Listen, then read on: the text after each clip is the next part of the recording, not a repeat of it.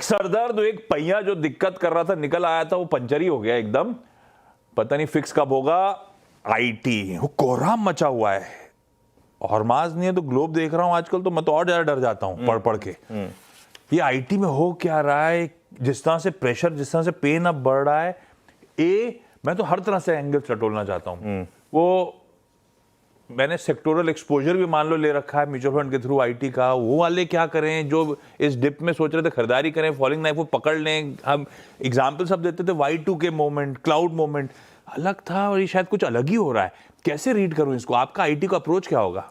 देखिए, एक तो मार्केट में हर बार होता है कि दिस टाइम इट्स डिफरेंट, लेकिन वो समय बताता है। लेकिन ये एक चीज मैं आपको बताऊं, कल भी हमने सबसे पहले आईटी की बात की थी। कल बिग स्टॉक में भी हमने इन्फोसिस और परसिस्टेंट लिए थे रेड में, और नीचे खुलने के बाद भी उसमें शॉर्ट करके पैसा बना होगा, और दोनों डे लो पर बंद हुए थे, खासतौर से परसिस्टेंट होते। कोई रिस्पाइट ही नहीं, कोई रिस्पाइट नहीं थी, कोई रिकवरी नहीं थी। गैप डाउन के बाद भी अगर आपने शॉर्ट करा, उसके बाद भी पैसा बना।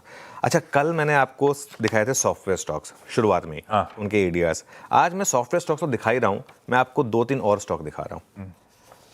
उसमें है आपका इन्फोसिस, विप्रो और ग्लोबेंट। इन्फोसिस का एडीआर 10% नीचे था, विप्रो का एडीआर 5% नीचे था, ग्लोबेंट 11% नीचे था। इसके अलावा ईपीएम 8.3% नीचे, कॉग्निजेंट 7% नीचे और एक्सेंचर 3.7% नीचे। ये हमने परसों की प्लेट नहीं चलाई है, अलग है, अलग है। ये वापस हुआ है कल, वापस ये स्टॉक इस तरीके से हुए हैं। लेकिन कल एक और चीज़ हुई है आशीष। परसों आपको याद होगा नैस्डैक नहीं टूटा था, कल नैस्डैक टूटा है। कल एप्पल गिरा है 5.5%, कल सिस्को गिरा है 12% और कल अमेजोन गिरा है 2.2%। ये क्यों हो रहा है? देखिए, अगर तो नैस्डैक यहाँ से 15% गिर गया, ऑल बेट्स आर ऑफ। फिर तो आप एक बार के लिए भूल जाइए। वो इन्वेस्टर के लिए मौका होगा, एक बाइंग अपॉर्चुनिटी होगी इन्वेस्टर के लिए। लेकिन आज की डेट में अगर आप मुझे पूछें इस मार्केट का सबसे बड़ा रिस्क क्या है, वो गोल्ड, सिल्वर, ब्रेंट, ये सब कुछ नहीं है। आज की डेट में मार्केट का अब अगर सबसे बड़ा रिस्क है, वो है अगर नैस्डैक कोलैप्स हुआ तो। अगर नैस्डैक यहाँ से 15% गिर गया, जो एक बहुत लोगों का मानना है कि बस वो उसको एक धक्के की ज़रूरत है, उसको एक धक्के की ज़रूरत है। और मतलब कई धक्के लग चुके हैं, बस वो उभर आता है अब तक तो। हाँ, वो क्लिफ की एज तक है, बस वो एक धक्के की और ज़रूरत है। तो क्योंकि काफ़ी लोगों का मानना है कि यहाँ पर बहुत ज़्यादा एक्सुबरेंस हुई है पिछले 2-3 साल में, उसको एग्जिट करने की ज़रूरत है। तो अगर तो ऐसा है तो फिर तो ऑल बेट्स आर ऑफ। लेकिन अगर ऐसा नहीं है और ये सिर्फ एआई का प्रेशर है, बाय द वे बहुत लोगों ने एआई रिवर्सल की बात की थी। एआई कहीं नहीं जा रहा है। एआई रिवर्सल आपके एक मन की उपज है और एआई रिवर्सल आपकी एक फैंटेसी है। AI is here to stay. And आप देखिए, कहते हैं ना, if you can't beat them join them. आप एआई को बीट नहीं कर पाएंगे। आप एआई को ज्वाइन कर लेंगे तो अच्छी बात है, बीट तो नहीं कर पाएंगे आपको। मैं एक एग्जांपल दूं, आज सुबह मैंने मतलब एक रिसर्च करने की कोशिश कर रहा था, 4-5 साइट्स पे देखा, मिल ही नहीं रहा था। फिर मैंने चैट जीपीटी को बोला, उसने खोज के मुझे निकाल के दे दिया। खैर एनीवे, अब देखिए आईटी का इस समय इंडेक्स में वेट क्या है। पहली बात तो ये जो एआई की चिंता है, ये पूरी की पूरी सॉफ्टवेयर स्टॉक्स को खा रही है इस समय। आईटी का इंडेक्स में 12% का वेट है। और ऐसे में अगर आज आईटी इंडेक्स फिर 5% गिरा, वैसे हो सकता है आज 5% ना गिरे, क्योंकि कल 5.5% में ऑलरेडी गिर चुके हैं। इस चीज़ का ध्यान रखना है हमको। तो निफ्टी पर 150 पॉइंट का असर दिखेगा, जो आपको शायद गिफ्ट निफ्टी बता रहा है। 136 पॉइंट जो गिफ्ट निफ्टी नीचे है। लेकिन एक अच्छी बात यह है कि बाकी जो हमारे पिलर्स हैं ना, वो अभी भी स्ट्रांग है। भाई 3 में से एक टायर पंक्चर हुआ है, 3 अभी भी स्ट्रांग है।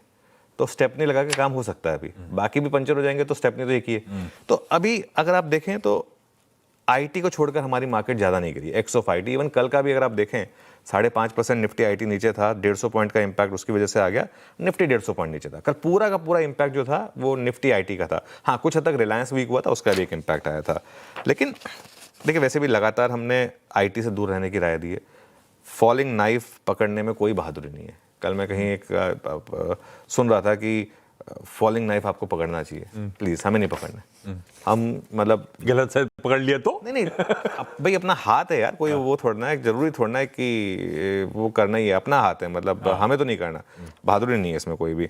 अच्छा, एक और चीज़ जो बहुत लोग डिस्कस कर रहे हैं ना, कि अब वैल्यूएशन कंफर्टेबल हो गए हैं बिल्कुल। लेकिन दिक्कत क्या है ना, ये वैल्यूएशन हमने एक्सेल में बनाई हुई है। बिजनेस को नहीं पता उस एक्सेल में क्या है।